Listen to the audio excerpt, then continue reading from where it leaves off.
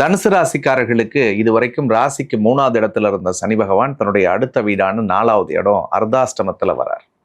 அர்த்தாஷ்டம சனி தொடங்குறது அப்படின்றது பொதுவாகவே எல்லா விஷயங்களிலுமே தனுசு ராசிக்காரர்களுக்கு ஒரு பதட்டமும் பயமும் நிச்சயம் இருக்க செய்யும். ஏன்னா சனி பெயர்ச்சி என்னைக்கு ஆக போகுதுன்னு சொன்னாங்களோ, ஸோ அதிலிருந்தே நமக்கு பொதுவாக மனசுக்குள்ள இந்த அர்த்தாஷ்டம சனி நினைச்சு பெரிய குழப்பங்கள் இருக்கும்.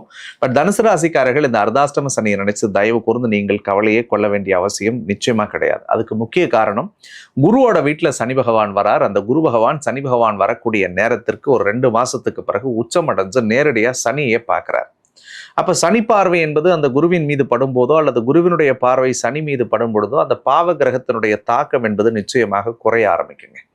அதுவும் குறிப்பா உங்களுடைய ராசிநாதனான குரு பகவான் ஜூனுக்கு பிறகு உச்சமடையும் பொழுது கண்டிப்பாக உங்களுடைய வாழ்க்கையில் மிகப்பெரிய மாற்றம், மிகப்பெரிய திருப்பம், மிகப்பெரிய வளர்ச்சி, மிகப்பெரிய முன்னேற்றத்தை அவர் கொடுக்க போறார் அப்படின்னு தான் நான் சொல்லுவேன். அதுவும் எஸ்பெஷலி சனி பகவான் 3வது வீடு ராகு பிடியிலிருந்து விலகி போறது ரொம்ப நல்லது. ஏன்னா யோசிச்சு பாருங்களேன், தனுசு ராசிக்கு 2ஆம் இடத்துக்கு அதிபதியே சனிதான்.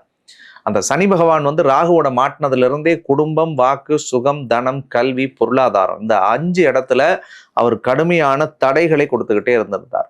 அப்பா பேசுற வார்த்தைகள் தப்பா போகும், பண விஷயங்கள்ல நிறைய நெருக்கடிகள் இருந்தது, குடும்ப விவகாரங்கள்ல தேவையில்லாத சிக்கல், மன உளைச்சல்கள் கொடுத்துட்டு இருந்தது, எந்த விஷயத்தையும் உங்களால எஃபிஷியண்டா தெளிவா எடுத்து பண்ண முடியாம போச்சு.